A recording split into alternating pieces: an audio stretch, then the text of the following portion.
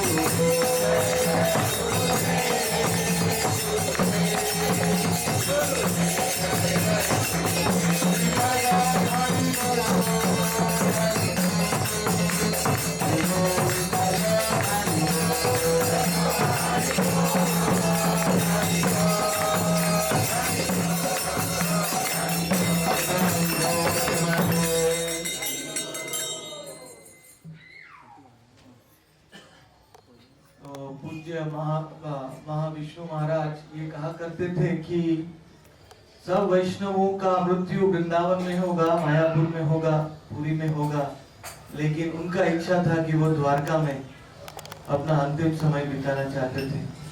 तो इसलिए आज हम सब यहाँ द्वारका में हमें सौभाग्य मिला है रुक्मिणी द्वारकाधीश उनके प्राणनाथ के सामने बैठने के लिए। तो आज हम जो द्वारका में उनको याद करेंगे तो उनकी आखिरी इच्छा भी पूरी होगा। बोलो श्री महाविष्णु गोस्वामी महाराज की, महाविष्णु महाराज तिरुभाव तिथि की, रुक्मिणी द्वारकाधीश भगवान की, घोर प्रेमानंदे। तो महाराज का हम अभी महत्वपूर्ण कार्य हम कर रहे हैं आज की। हम यहाँ बैठ के हम प्रार्थना कर रहे हैं। गौड़िया वैष्णव आचार्य बताते हैं कि एक वैष्णव का तिरोभाव वो उनके आविर्भाव से भी ज्यादा शुभ होता है। वैष्णव का तिरोभाव वो आविर्भाव से भी शुभ होता है। क्यों होता है? क्योंकि जब उनका आविर्भाव होता है तब वैष्णव ठाकुर इस संसार के जीवों का उद्धार करने के लिए आते हैं। लेकिन जब उनका तिरोभाव होता है तो वो राधा कृष्ण की नित्य लीलाओं में खुद ही प्रवेश करते हैं। बोलो महाविष्णु महाराज की। तो इसीलिए वैष्णव का तिरोभाव ये बहुत ही महत्व का है। हमें हमारा परम सौभाग्य है कि आज हम द्वारका में उपस्थित हैं और हम उसी मंदिर में बैठे हैं जो महाविष्णु महाराज की भजन स्थली है। ये महाविष्णु महाराज की भजन स्थली है और यहाँ हम बैठे हैं और उनकी स्मृति को याद। मैं महाविष्णु महाराज के बारे में एक वस्तु विशेष करके याद करता हूँ, वो है उनकी मुस्कान। उनका मुस्कान इतना मधुर था, इतना मीठा था, इतना दयामय था। ये फोटो में भी देख सकते हैं उनकी आंखों में कितनी दया है। हमेशा वो बहुत ही दयालु थे सबके प्रति, सबके साथ बहुत ही प्रेम से वार्तालाप करते थे और उनकी कृपा का वितरण करते थे। तो अभी हम उनका आरती करेंगे और हम उनकी कृपा की प्रार्थना करेंगे। भूतले श्रीमते महाविष्णु स्वामिन् इति नामिने एष पुष्पांजलि एष पुष्पांजलि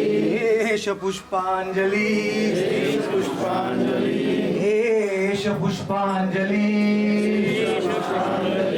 सब प्रणाम करेंगे जिनको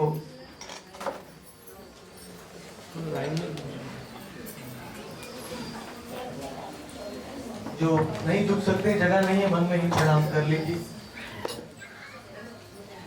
नमः ओम विष्णु पादाय कृष्ण प्रेष्ठाय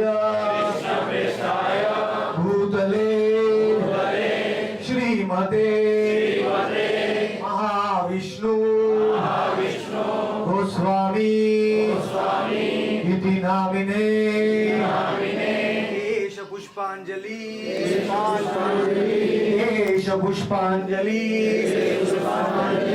एष पुष्पांजलि। महाविष्णु महाराज की जय। अभी आखिरी बार करेंगे, भक्ति भाव से बोलिएगा। बहुत मतलब महाराज तक आवाज पहुंचना चाहिए उनकी स्मृति में। नमः ओम विष्णु पादाय कृष्ण प्रेष्ठाय भूतले श्रीमते महाविष्णु गोस्वामी इति नामिने एष पुष्पांजलि एष पुष्पांजलि एष पुष्पांजलि। बोलो पूज्य श्रीमद् महाविष्णु गोस्वामी महाराज की, महाविष्णु महाराज की, महाविष्णु महाराज तिरुभाव तिथि की, द्वारकापुरी धाम की, शिल प्रभुपाद की, रुक्मिणी द्वारकाधीश मंदिर की, और प्रेमानंदे। सब लोग आखिरी बार प्रणाम कीजिए महाराज।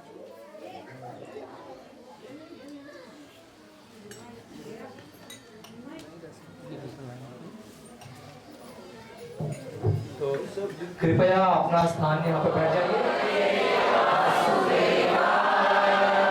ओम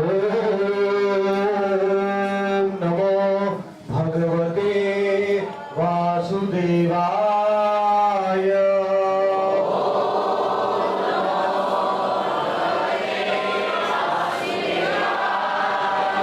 ओम नमो भगवते वासुदेवाय।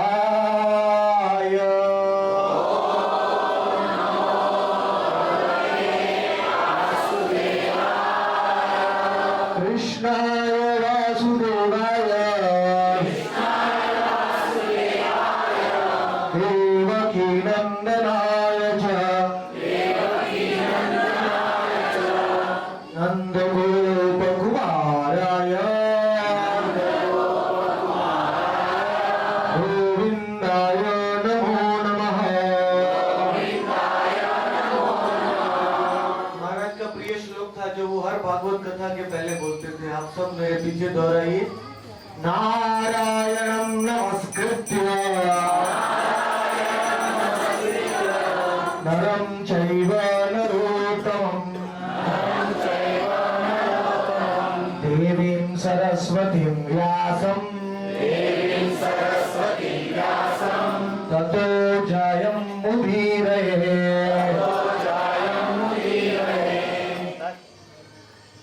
तो दक्षिण भारत में गोदावरी के तट पे राजमंड्री में भगवान श्री गौर हरि और रामानंद राय के बीच में संवाद हुआ है। चैतन्य चरितामृत में इसका वर्णन है। ये सर्वोत्तम संवाद है। इसमें भगवान ने रामानंद राय को प्रश्न पूछा। भगवान ने कहा रामानंद राय को, प्रभु कहे कोण दुख अति बहुत और। तो रामानंद राय ने कहा कृष्ण भक्त विरह बिना दुख नहीं आर।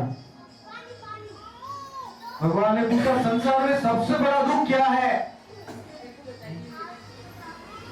तो रामानंद राय ने कहा भगवान के भक्त के वियोग, विरह के बिना संसार में इससे बड़ा दुख नहीं है। क्योंकि जो वैष्णव है वो हमको सब कुछ दे सकता है। कृष्ण से तोमार कृष्ण जीते पार तोमार शक्ति आचे। ये वैष्णव ठाकुर आपके पास शक्ति है, आप हमको कृष्ण भी दे सकते हैं। तो जब वैष्णव का वियोग हो जाता है तब हमको वैष्णव का महिमा समझ में आता है। जब वैष्णव हमारे साथ में रहते हैं तब हम वैष्णव का पूरे संग का लाभ नहीं लेते। हम अपने अपने कार्यों में व्यस्त रहते हैं। लेकिन वैष्णव जब चले जाते हैं तब उनको हमें वियोग महसूस होता है। तो ये कलयुग में हमारा दुर्भाग्य है कि हमें सबसे दुख का दिन आज है महाविष्णु महाराज के शिष्यों के लिए। जो शिष्य जिन्होंने उनका आश्रय लिया है वो सब उनके लिए तो मतलब मुझे याद है मेरे गुरुदेव जब चले गए तो मैं सर कूट रहा था, सर पीट रहा था कितने दिनों तक। ऐसा लगता है कि हम अनाथ हैं और अनाथ हो गए, एक दिन में ही अनाथ हो गए। तो हर एक भक्त को विशेष करके उनके शिष्य को प्रभुपाद जी चैतन्य चरितामृत में लिखते हैं कि जब गुरु जी का तिरोभाव होता है तो शिष्य को बहुत रोना चाहिए, बहुत क्रंदन करना चाहिए अपने गुरु जी से वियोग में। तो इसीलिए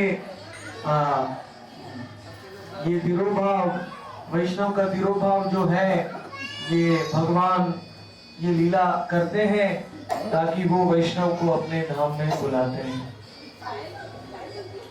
तो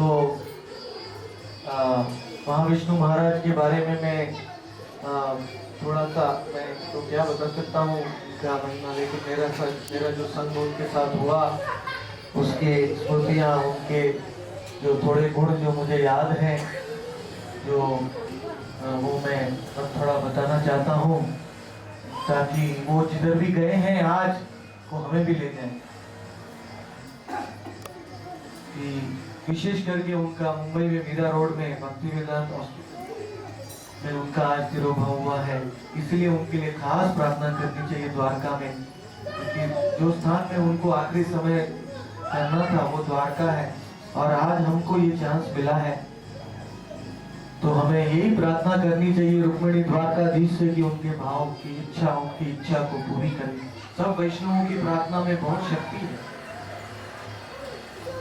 हम प्रार्थना कर सकते हैं कि भले उनका तिरोभाव मुंबई में हुआ, मीरा रोड में, लेकिन वो यहाँ आगे द्वारका में उनको नित्य वास करना था।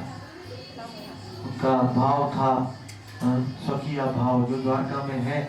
तो इस प्रकार से महाराज को द्वारका में प्रभुपाद जी की सेवा करनी थी विशेष रूप से, इसीलिए ये प्रार्थना हमें करनी चाहिए। तो महाविष्णु महाराज के साथ मेरा मिलन बहुत ही अच्छा था, क्योंकि हम दोनों गुजराती हैं।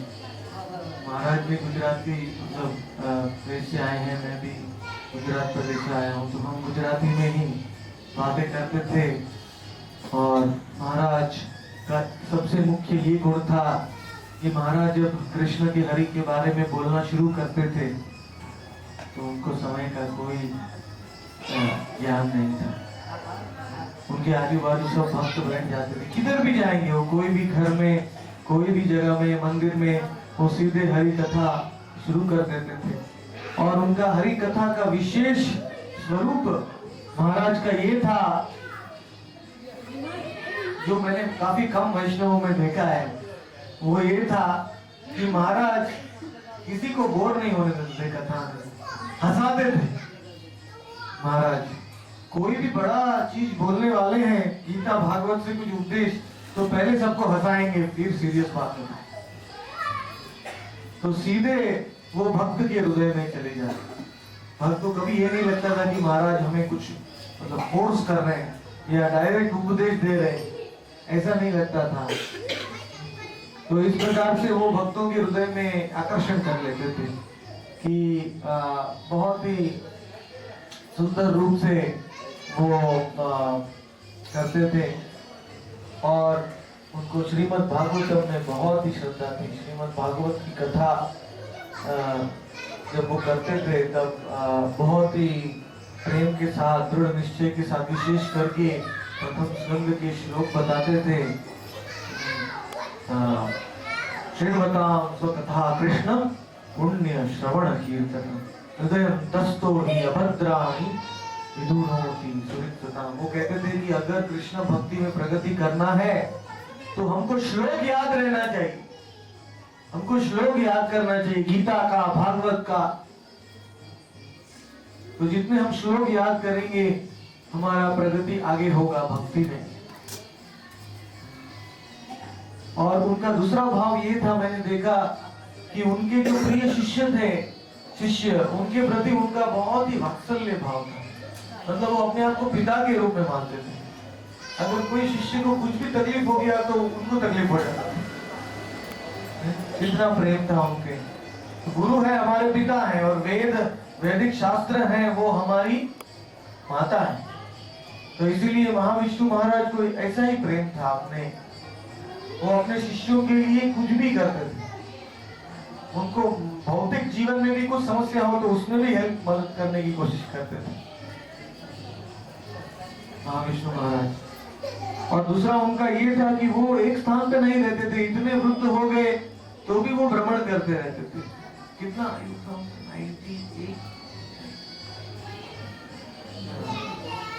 95 के ऊपर ही होगा, 93 क्या उनका आयु था। तो लेकिन किसी को ये नहीं लगता था कि वो दुर्बल है या वृद्ध है। वो दूसरों जीवों के लिए हमेशा भ्रमण करते रहते थे। एक मीरा रोड में एक गौशाला है, उसके उद्घाटन में भी उनसे मिला था, वो जन्माष्टमी प्रभु का श्रीनाथ जी धाम। तो उस समय में भी मैं महाराज के साथ बैठ के इतना सुंदर 3 घंटे तक हम दोनों ने कथा की। और महाराज का जो भाव है वो महाराज प्रभुपाद जी के मिशन में हमेशा उसको सुधारने की कोशिश करते थे। उसमें कोई भी भक्त थोड़ा ढीला हो रहा है तो महाराज, तो इस प्रकार से नहीं, महाराज ने द्वारका में रुक्मिणी द्वारकाधीश का भी स्थापना किया और रथ यात्रा का भी शुरुआत किया। ये रथ यात्रा की लीला द्वारका में बहुत ही अंतरंग लीला है, क्योंकि जगन्नाथ और द्वारकाधीश दोनों का बहुत ही अंतरंग संबंध है। जैसे मैंने ट्रेन में समझाया, जगन्नाथ और द्वारकाधीश दोनों ही बहुत जुड़े हुए हैं। तो इसीलिए महाराज ने ये भी जगन्नाथ का, ये भी प्रभुपाद का इच्छा पूरा किया कि उन्होंने द्वारका में हर साल रथ यात्रा किया है। अभी सब भक्त, उनके शिष्यगण सब मीरा रोड में मुंबई में है। उनका आखिरी दर्शन, तो हमको ये आखिरी दर्शन लेने का सौभाग्य नहीं मिला, लेकिन उनको याद करने से ही द्वारका में हमारे दर्शन हो जाता है। तो और इसलिए कल हम उनके आनंद के लिए, उनकी संतुष्टि के लिए, उनकी जो इच्छा है, हम तो सब साधारण जीव हैं, हम क्या उनको दे सकते हैं? खाली एक वस्तु दे सकते हैं, रथ यात्रा। उनके स्मृति में हम शोभा यात्रा, रथ यात्रा करेंगे द्वारका में जगन्नाथ को लेकर। इतना हम उनको अर्पण कर सकते हैं। और हर एक वैष्णव एक्चुअली भक्ति सिद्धांत सरस्वती ठाकुर के शिष्य हैं, वो तो सब इस संसार से चले गए, खाली एक ही शिष्य बचा है मेरे सन्यास गुरु जी, वो कलकत्ता में अभी, उनका भी नहीं, प्रभुपाद जी के जो शिष्य हैं उनका भी। तो इसलिए बहुत दुख की बात है, मतलब भक्त को बहुत दुख होता है कि जब वैष्णव हमें छोड़ के चले जाते हैं। उनका दर्शन, तो दर्शन है पवित्र करो, यही तो मान। गंगा में बार बार स्नान करना पड़ता है पवित्र होने के लिए, लेकिन वैष्णव जो है उनका दर्शन मात्र से हमें पवित्र करते हैं। तो इसलिए संसार में से वैष्णव जब चले जाते हैं तो ये संसार का सबसे बड़ा नुकसान, स हानि स महाछिद्रम स मोह स विभ्रम, सबसे बड़ा मोह है, सबसे बड़ा विभ्रम है, सबसे बड़ा हानि है इस संसार में। लेकिन वो वैष्णव ठाकुर के लिए तो सबसे अच्छी वस्तु है, क्योंकि वो डायरेक्ट भगवान की लीलाओं में जाते हैं। इसलिए वैष्णव का तिरोभाव जो सूर्य के जैसे हमारे सामने आते हैं और सूर्य का अस्त हो जाता है, ऐसे वैष्णव आते हैं और चले जाते हैं। वैष्णवेरा जन्म कर्म कबूल है। चैतन्य भागवत ने कहा वैष्णव का जन्म नहीं होता है, वैष्णव का मृत्यु नहीं होता है, क्योंकि उनके कर्म के अनुसार नहीं होता है, वो भगवान की सेवा के लिए आते हैं। तो इसलिए हमें एक्चुअली ये महाराज के तिरोभाव के दिन में और भी सीरियस हो जाना चाहिए। हम महाराज को अर्पण कर सकते हैं। आज महाराज का तिरोभाव है, तो हम महाराज के सामने बैठ के एटलीस्ट ये तो वचन ले सकते हैं कि हे महाराज, आपने मुझे शिक्षा दिया, हमारे शिक्षा गुरु है। सब वैष्णव जो हमें उपदेश देते हैं, कथा बोलते हैं, हमारे शिक्षा गुरु है। आद्य आचार्य जी की शिक्षा गुरु थी। सब हमारे गुरु परंपरा के आचार्य भी सब हमारे शिक्षा गुरु हैं, क्योंकि उनके ग्रंथ पढ़ने से हम उपदेश लेते हैं। और जो वर्तमान गुरु है वो भी सब हमारे शिक्षा गुरु हैं। तो इसीलिए उनके सामने बैठ के हमें ये वचन लेना चाहिए, मतलब ये दृढ़ संकल्प करना चाहिए कि महाराज आपकी दया से, आपकी कृपा से मैं भक्ति में और भी सीरियस बनूंगा। कौन आज वो निश्चय करेगा? हाथ ऊपर कीजिए महाराज के सामने, आज मैं भक्ति में और भी सीरियस बनूंगा।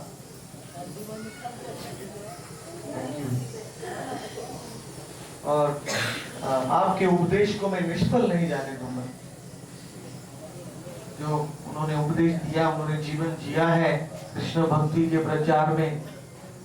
वो गाड़ी में बैठते थे, मैं कई बार उनके साथ गाड़ी में बैठता था, तो गाड़ी में भी बैठ जाते थे, उनका हरि कथा शुरू हो जाता। वो आगे की सीट में बैठते थे, मैं पीछे की सीट में बैठा हूँ, लेकिन महाराज का हरि कथा तुरंत ही शुरू हो गया।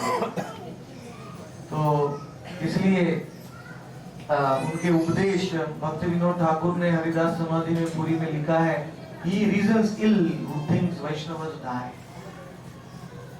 because Vaishnavas always live in sound. कि जो सोचता है कि वैष्णव मर जाते हैं वो एक्चुअली गलत सोच रहा है। वैष्णव चले जाते हैं इस संसार से, लेकिन उनकी वाणी के रूप में, उनकी जो वाणी है उसके रूप में वैष्णव इस संसार में हमेशा के लिए अप्रकट रूप में रह जाते हैं। जैसे श्री प्रभुपाद जी हैं, अभी प्रभुपाद जी अभी भी संसार में भक्तों को बना रहे हैं अपनी वाणी के द्वारा, अपने ग्रंथों के द्वारा, अपने बुक्स के द्वारा, अपने वीडियोस के द्वारा, अपने भक्तों के द्वारा, उनके शिष्यों के द्वारा, उनकी संस्था के द्वारा, वो सब विश्व में भक्तों को बना रहे हैं। तो इसलिए वैष्णव कभी भी उनका मृत्यु नहीं होता है, खाली वो हमारे सानिध्य में फिर चले जाते हैं। तो हमें भी जानना है, एक्चुअली प्रभुपाद जी से पूछा गया, भक्ति सिद्धांत सरस्वती ठाकुर से भी पूछा गया, मद्रास में पूछा कि हे गुरुजी, आप चले जाएंगे तो आपके शिष्य जिनका भक्ति कंप्लीट नहीं हुआ है उनका क्या होगा? आप अगर जब चले जाएंगे तो आपके शिष्य जो शुद्ध नहीं बने हैं उनका क्या होगा? तो भक्ति सिद्धांत ने कहा, I will come again. Prabhupada ji ने भी ये कहा कि अगर शिष्य को बचाने के लिए गुरु जी को बार बार आना पड़ता है गोलोक से, जब तक शिष्य गोलोक में नहीं जाता है तब तक गुरु जी का रिस्पॉन्सिबिलिटी है। गुरु जी गोलोक में पहुंच जाते हैं, लेकिन सोचते हैं शिष्य का क्या होगा। तो वो स्वयं आते हैं या अपने और प्रतिनिधियों को भेजते हैं, चैत्य गुरु के द्वारा प्रेरणा हो के आचार्य चैत्य को तो इस प्रकार से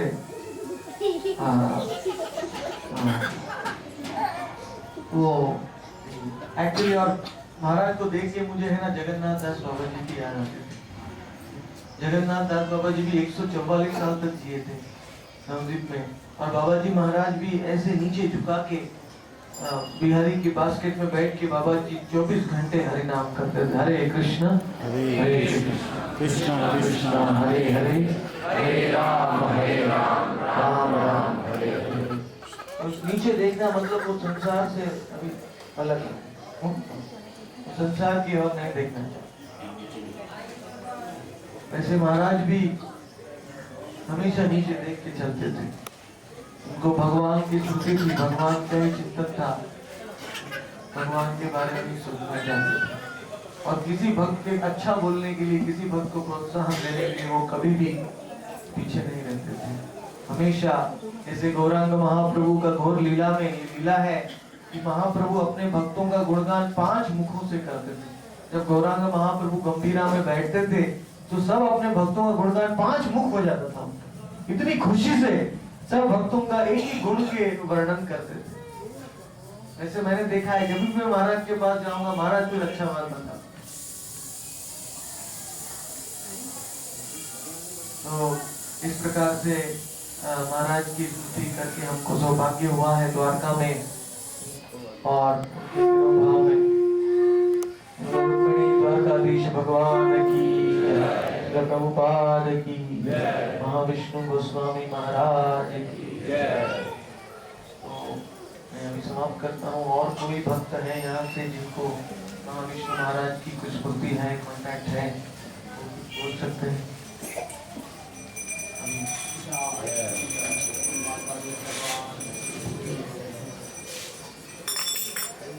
यहाँ जो आप रुक्मिणी का जो भाव देख रहे हैं, ये भाव चैतन्य मंगल में बताया गया है। लोचनदास ठाकुर ने चैतन्य मंगल लिखा है, उसमें बोला है कि रुक्मिणी भगवान कृष्ण के चरणों को पकड़ लेती हैं और भगवान जब उनके महल में आते हैं तो वो चरणों का सेवा करती है और रोती रहती है। भगवान के चरणों को पकड़ती है और रोती रहती है। तो प्रभु सिंहासन पे बैठे हुए देखते हैं, हे रुक्मिणी, मैं तुम्हारे महल में हूँ, मैं तुम्हारे साथ में हूँ, तुम क्यों रो रही हो? तुम क्यों रो रही हो? रुक्मिणी देखिए, यहाँ जो रुक्मिणी की आंखें हैं उसमें बहुत ही अद्भुत भाव है। तुम क्यों रो रही हो? तो रुक्मिणी ने कहा, हे प्रभु, आपकी लीला इतनी दिव्य है, द्वारका में आपकी जो लीला इतनी विचित्र है कि आपके संभोग में भी विच्छेद है, कि आप मेरे महल में आए हैं, बैठे हैं, लेकिन मुझे लगता है कि आप यहाँ से चले गए। आप मेरे महल से जब चले जाएंगे तब मेरा क्या होगा? इसलिए मैं रो रही कि आपका मिलन तो हुआ, लेकिन आपका जब वियोग होगा तब मुझे कितना दुख होगा। तो आज हम सबको वियोग हो रहा है महाविष्णु महाराज से। जिनको वियोग नहीं हो रहा है उनका हृदय पत्थर की तरह है। जिनको वियोग हो रहा है सबको हो रहा है वियोग। जो भी नहीं मिले हैं महाराज से वो भी महाराज के गुणों को याद कर सकते हैं। तो जैसे वैष्णव से वियोग जब होता है तो हमारा हृदय पवित्र हो जाता है, निर्मल हो जाता है। तो इस प्रकार से हम महाराज को याद करते हैं। और मेरी विनती है आप ये द्वारका यात्रा में महाराज के लिए प्रार्थना करते रहिए। जो भी फल ये द्वारका यात्रा में मिल रहा है हम सबको हमें महाराज को अर्पण करना चाहिए। ये महाराज की सेवा के लिए हम कृष्ण माता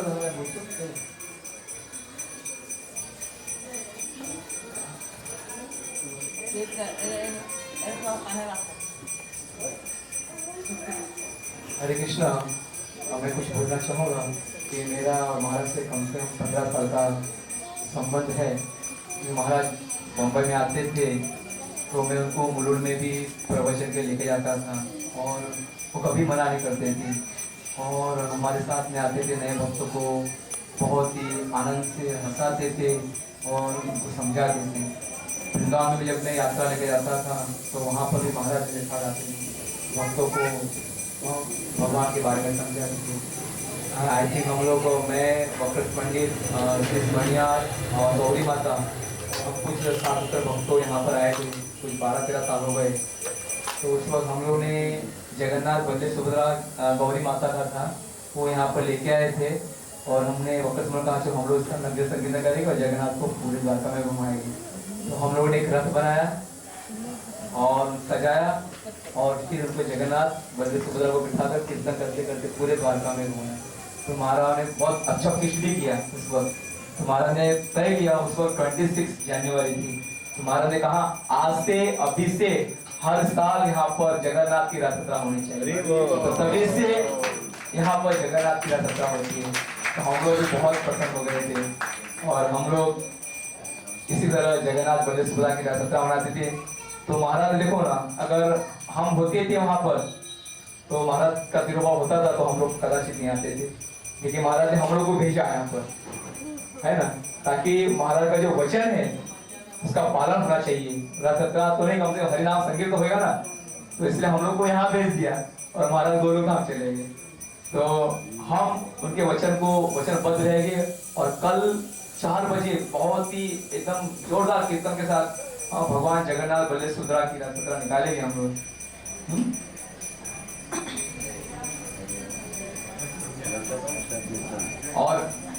और एक भक्त का क्या योगदान रहता है यहाँ पर।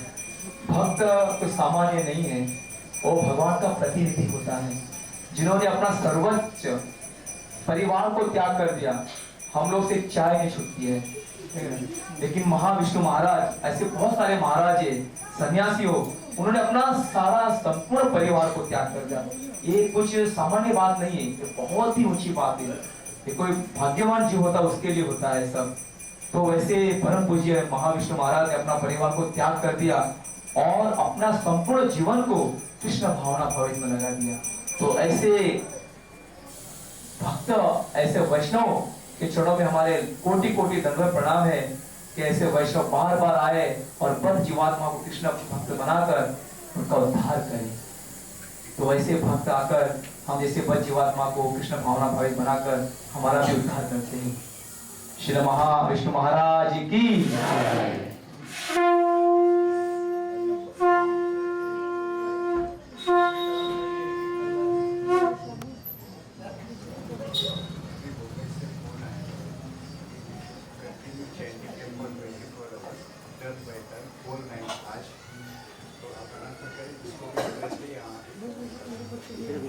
तो बॉम्बे से फोन आया कि हमें सतत संकीर्तन करना है यहाँ पर बैठकर।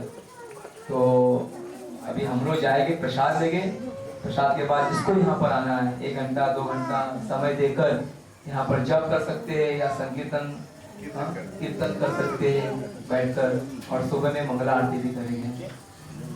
तो जिसको भी आना है तो यहाँ पर प्रसाद के बाद यहाँ पर आना है।